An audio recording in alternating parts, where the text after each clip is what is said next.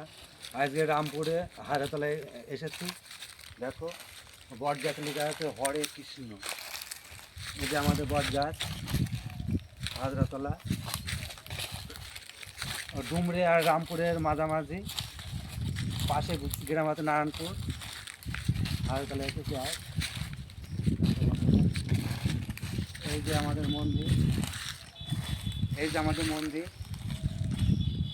এটা পীর বাবার মন্দির।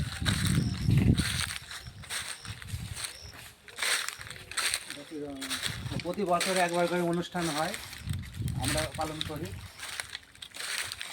এই যে আমাদের কৃষ্ণ ঠাকুর এখানে, এই যে আমাদের এগুলো প্রতিবার একটা করে অনুষ্ঠান হয়। আর এখানে ঠাকুর আছে,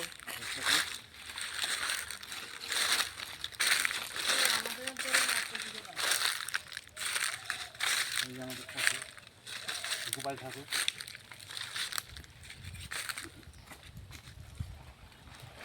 তা